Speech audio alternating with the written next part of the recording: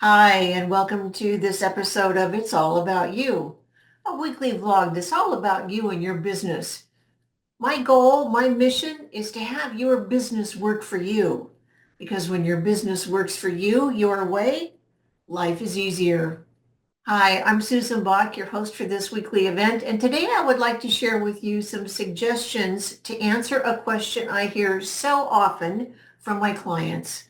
And that question is, how do I overcome objections in the conversion conversation or the sales call? Sales calls can feel a bit intimidating. I get it. I totally understand that. But what they really are about is connecting and creating a space for your prospect to make the best decision for themselves. So let's make this process comfortable, nurturing, and deeply aligned with their needs. The first suggestion is to reframe the objection as areas of support. What do I mean by that? Well, the objection could sound like this. I'm not sure this group program is right for me. I may not get the individual attention I need.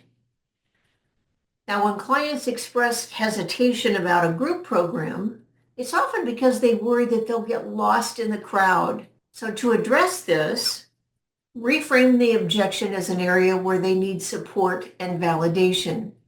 You might say something like this. I totally get that.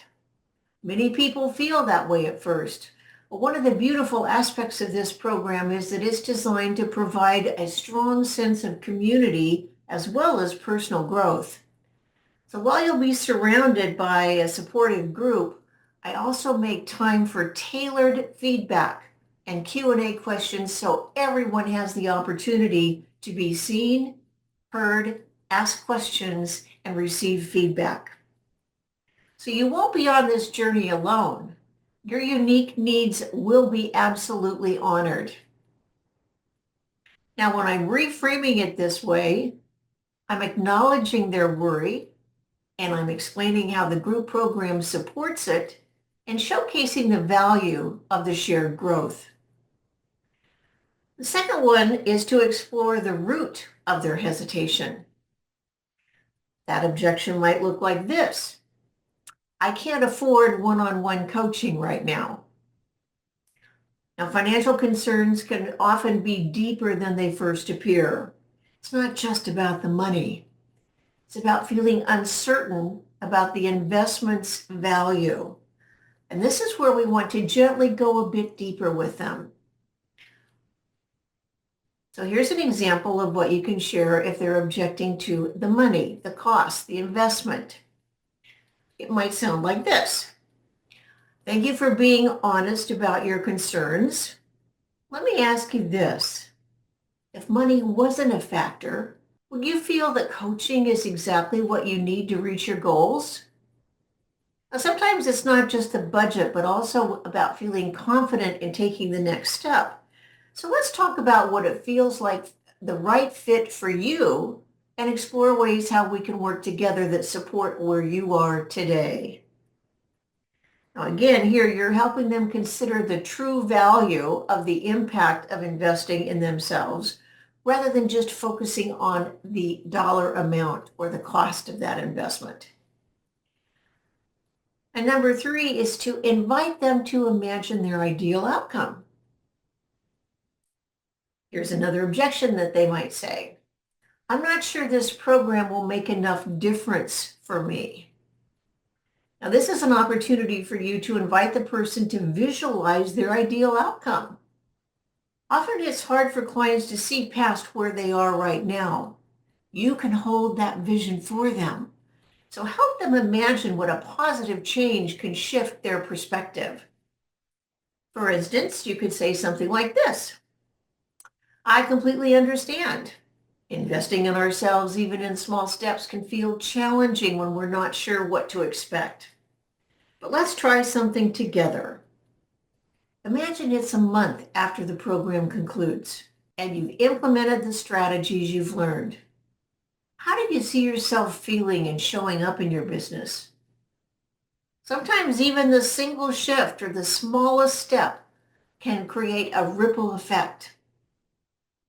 If this program can provide that shift, it might be just what you need to move forward with renewed confidence and clarity.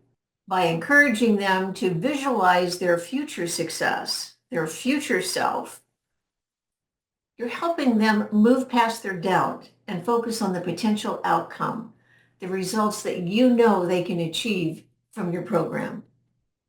So to recap, here are 3 heartfelt ways to address objections.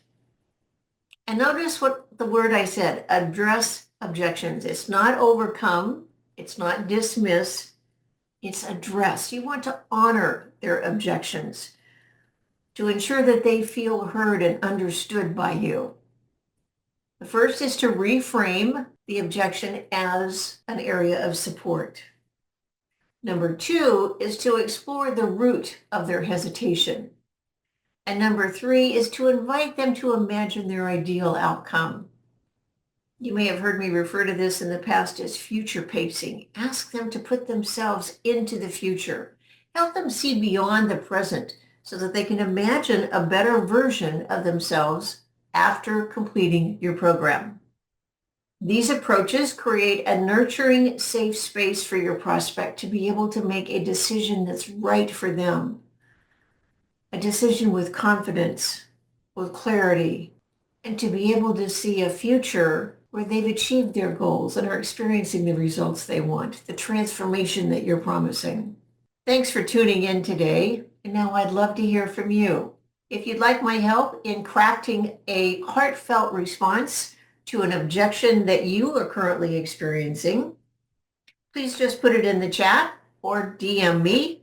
It would be my pleasure to help you create a response that is in alignment with your values, that honors your prospects' objections, and gives you a response that truly comes from your heart. I'll be back next week with more.